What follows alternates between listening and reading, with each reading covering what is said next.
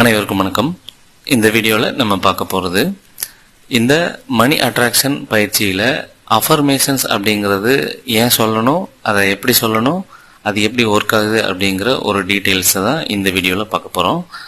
இந்த அஃபர்மேஷன்ஸ் அப்படின்னா என்ன அப்படின்னா, நம்ம எந்த விஷயத்துக்காக இந்த ஈர்ப்பு விதியை பயன்படுத்துகிறோமோ அந்த விஷயத்துக்கு ஒரு பாசிட்டிவிட்டியை உருவாக்குறோம், பாசிட்டிவாக உணர்றோம். அது சம்பந்தமா நமக்குள்ளேயும் இந்த பிரபஞ்சத்துக்குள்ளேயும் ஏதோ ஒரு வகையில ஒரு தொடர்பை ஏற்படுத்தி அது நடக்கிறதுக்கான உணர்தலை, ஒரு அதிர்வை, ஒரு எனர்ஜியை இந்த பிரபஞ்சத்துக்கு கூட ஏற்படுத்துறோம்.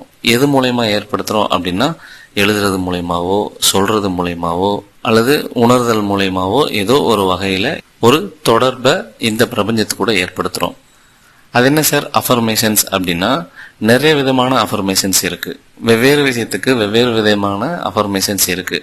அதுல இந்த நம்ம இப்ப பாக்குற டாபிக் மணி அட்ராக்ஷன் அப்படிங்கிறதுக்காக பாக்குறதுனால பணம் சார்ந்த அஃபர்மேஷன்ஸ் தான் இதுல முக்கியமா பார்க்க போறோம். அதை இப்ப பார்ப்போம். 1, என்கிட்ட நிறைய பணம் இருக்கு. 2, எனக்கு தினமும் நிறைய பணம் வந்துகிட்டே இருக்கு. 3, நான் நிறைய பணம், பொருளாதாரம், செல்வ வளங்கள், இதர அனைத்து வசதிகளோட நிம்மதியா திருப்தியா வாழ்ந்துட்டு இருக்கேன். 4, அந்த பணத்தை வச்சு சுத்தி இருக்கிற சூழல்ல என்னால இந்த பிரபஞ்சத்தோட இயக்கத்துக்கு என்ன பண்ண முடியுமோ அதையும் பண்ணிக்கிட்டு நிம்மதியா வாழ்ந்துட்டு இருக்கேன். இப்ப சொன்ன இந்த அஃபர்மேஷன்ஸை அப்படியே இங்கிலீஷ்லயுமே நீங்க டிரான்ஸ்லேட் பண்ணிக்கோங்க, அல்லது எந்த மொழியில வேணாலும் டிரான்ஸ்லேட் பண்ணிக்கோங்க. 1, என்கிட்ட நிறைய பணம் இருக்கு. இன்னொன்னு, தினமும் எனக்கு நிறைய பணம் வருது. அடுத்து, என்கிட்ட நிறைய பணம், பொருளாதாரம், வசதி, வளங்கள் எல்லாமே இருக்கு. அடுத்து, என்கிட்ட இருக்கிற பணத்தை வச்சு என்னோட சூழ்நிலையில இருக்கிற இந்த பிரபஞ்சத்தோட இயக்கத்துக்கு, அது மனிதர்களுக்கோ, விலங்குகளுக்கோ, பிற உயிர்களுக்கோ, சூழலுக்கோ என்னால முடிஞ்சதை செஞ்சு நான் திருப்தியா சந்தோஷமா வாழ்ந்துட்டு இருக்கேன். என்னை சுத்தி இருக்கிற உயிர்களும் திருப்தியா சந்தோஷமா வாழ்ந்துட்டு இருக்கு அப்படிங்கிற இந்த அஃபர்மேஷன்ஸை நீங்க உங்களுக்குள்ள சொல்லுங்க, அல்லது உணருங்க, அல்லது நினைச்சு பாருங்க, அல்லது எழுதுங்க.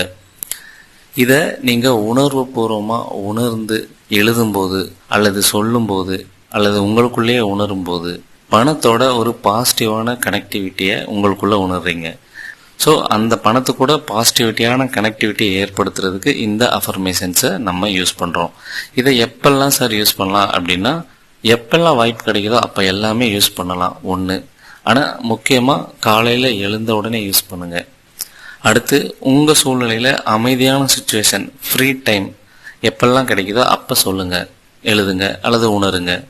அப்படி இல்லைன்னா நைட்டு தூங்க போகும்போதும் சொல்லுங்க, அல்லது உணருங்க, அல்லது எழுதுங்க. அப்புறம் நம்ம மெடிடேஷன் ஒன்று சொல்லுவோம், விஷுவலைசேஷன் பிளஸ் மெடிடேஷன், இந்த ரெண்டும் சேர்த்து காலையில பண்ண சொல்லி ஒரு பயிற்சியை சொல்லுவோம். அதை பண்ணி முடிச்சதுக்கு அப்புறமும் நீங்க எழுதலாம், அல்லது உணரலாம், அல்லது சொல்லலாம். அப்போ 4 டைம்ல நீங்க இந்த அஃபர்மேஷன்ஸை சொல்லலாம், எழுதலாம், உணரலாம். எந்தெந்த டைம்னா, தூங்குறதுக்கு முன்னாடி, தூங்கி எழுந்த உடனே, மெடிடேஷன் விஷுவலைசேஷன் ப்ராக்டிஸ் பண்ணதுக்கு அப்புறம் உங்களுக்கு எப்பெல்லாம் ஃப்ரீ டைம் கிடைக்குதோ, எப்பெல்லாம் அமைதியான சூழல் கிடைக்குதோ அப்ப எல்லாம் இந்த ப்ராக்டிஸை நீங்க பண்ணலாம். இதெல்லாம் என்ன சார், இதெல்லாம் ஒரு செயற்கையா சொல்லப்படுற வார்த்தைகளா, சும்மா சொன்னா எல்லாம் நடந்துருமா அப்படின்னா, இதெல்லாம் ஆக்சுவலி இந்த பிரபஞ்சத்துல இருக்கிற உண்மைகள். அதை நம்ம உறுதிப்படுத்திக்கிறோம். பிரபஞ்சத்துல நிறைய விதிமுறைகள் செயல்பட்டு இருக்கு, நிறைய கோள்கள், நிறைய எனர்ஜி, நிறைய விதமான செயல்பாடுகள், ஆக்ஷன்ஸ், நிறைய தாட்ஸ், நிறைய கருத்து, நிறைய ரூல்ஸ், நிறைய ஒழுங்குமுறைகள் செயல்பட்டு இருக்கு. அதுல இப்ப நம்ம சொன்ன இந்த அஃபர்மேஷன்ஸும் ஒரு உண்மையான ட்ரூத் தான், ஆல்ரெடி இருக்கு. அதை நம்ம தூண்டி விடுறோம், உணர்றோம், இன்னும் கொஞ்சம் வலு சேர்க்கிறோம், பாசிட்டிவிட்டி உருவாக்குறோம். எப்படி சார் சொல்றீங்க அப்படின்னா, இயற்கை, இறை, பிரபஞ்சம் ஒரு மனுஷனை ஏன் படைச்சது அப்படின்னா, அவன் திருப்தியா வாழ்ந்து அவனுக்கு தேவையான விஷயங்கள் கிடைச்சு அவன் செயல்பட்டு உலக வாழ்க்கையை உணர்ந்து திருப்தியாகி முழுமையாகி போறதுக்கு தான் இந்த பிரபஞ்சம் ஒரு மனிதனை படைச்சிருக்கு. அப்போ அவனை சுத்தி அவன் நல்லா வாழ்றதுக்கான தேவையான விஷயங்கள் அனைத்தும் கொடுக்கப்படணும் அப்படிங்கிறது இயற்கையில் இருக்க ஒரு விதி, பிரபஞ்சத்துல இருக்கிற ஒரு விதி. அந்த வகையில இப்போ கரண்டா இருக்கிற சிச்சுவேஷன்ல எல்லாத்தையும் நிர்ணயிக்கிற ஒரு ஃபேக்டரா பணம் இருக்கிறதுனால அந்த பணம் உங்களுக்கு வந்தே ஆகணும்.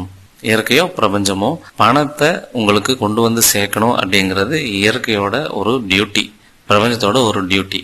அதுக்கு நம்ம சரியா அலைன் ஆகணும், அதுக்கு நம்ம சரியா பொருந்தி இருக்கணும் அப்படிங்கிறது தான் நம்மளோட கடமை. இதை நம்ம செஞ்சுட்டாலே பணம் ஆட்டோமேட்டிக்காக நம்மளை தேடி வரும். ஸோ தேவையான பணத்தை நமக்கு தர வேண்டியது இயற்கையோட கடமை அப்படிங்கிறதுனால அதை நம்ம ஒரு அஃபர்மேஷன்ஸ் மூலயமா சொல்றதன் மூலயமா இன்னும் கொஞ்சம் வலு சேர்க்கிறோம். என்கிட்ட நிறைய பணம் இருக்கு, தினமும் பணம் வருது, பணத்தை வச்சு நான் நிம்மதியாக திருப்தியாக வாழ்கிறேன் அப்படின்னு நம்ம சொல்கிறோம்.